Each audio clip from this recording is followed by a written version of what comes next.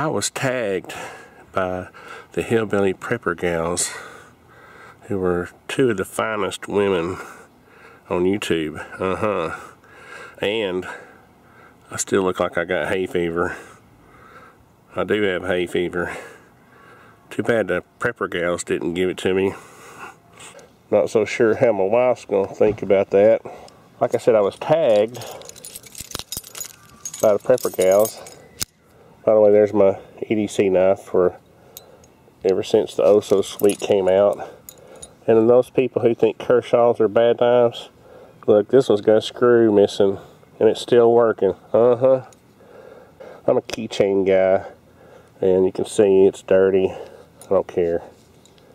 I don't polish my knives like a maniac. Anyway, can I say it again? I was tagged by the Prepper Gals. I always get off subject.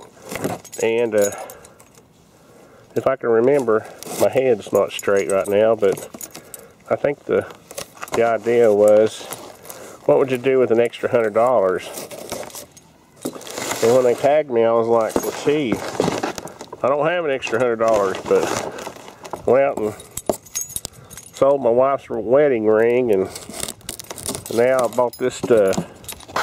Just kidding. This is a packing slip.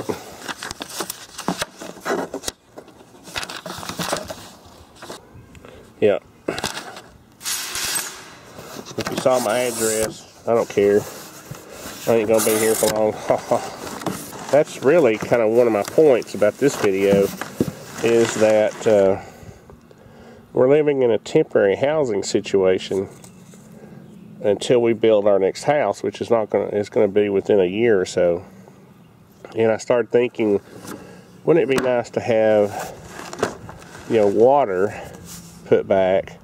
Of course, I do have I have like 12 cases of bottled water put back, but this is a bulk container. And wouldn't it be nice to have a bulk container that you could actually pick up if you had to? A lot of you crazy people have these 55-gallon drums that are going to weigh 480 pounds or 500 pounds, whatever. Oh, it's only 15 gallon. Okay, that makes more sense. Yeah, when I was buying it, I was thinking, how much, could I carry by myself? So I think I could probably carry 15 gallons, or at least pick it up and get it in the truck. Because what's water? 8 pounds per gallon or something? I need to look that up again, but this was $32.97. What else is in here? The goodies. Oh yeah. There's my pump. Like I said, these things get heavy, so it's not like you're going to tip it over and pour it out into a glass of water, or a glass. So it looks like it also works for a 5-gallon bucket. So let me get this out. Okay, down she goes. The other thing this should do is help keep you from contaminating your water. Because once this thing is full, you really don't want anything, you really don't want to start entering different items like your hands or objects dipping out water that might be contaminated. This looks like the spout. So that goes on there like that. That's pretty cool. It was cool until I knocked it off. Okay, that's a pretty good pump. Okay, and that has a way to lock that pump down. So the adjustable pump was only $13.47, about $14. And you're not going to use this that often, so you don't need to go buy a $30 pump for every container you have. And you can obviously use this for other containers. Just take it off and screw your plug back in. So that's pretty cool. What else did I get? Can't get a lot for $100, that's for sure.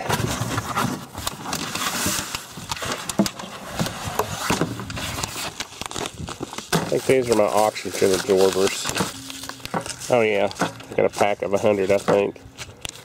So, and that's for my rice. I bought a 25-pound bag of rice. And I got different size Mylar bags. Okay, so I got different size bags for different applications. I'm going to put, you know, beans and rice in different quantities. You know, I may put like a day's supply of rice or beans in a smaller bag. And for the larger bags, I like these Ziploc type, so that, you know, for long term,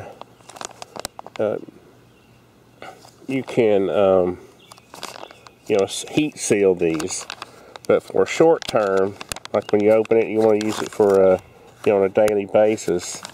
You know, the Ziploc part of it works pretty good.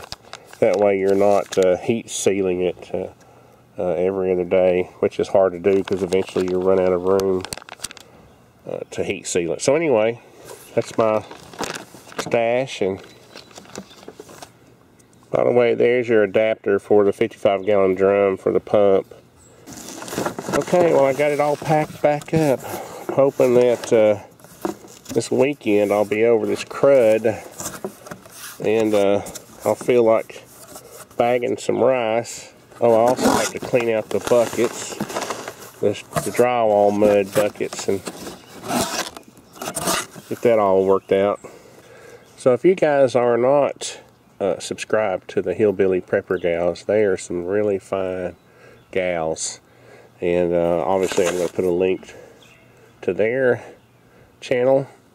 And they have actually inspired me to do a little more prepping, as a few others have, like Hoss has.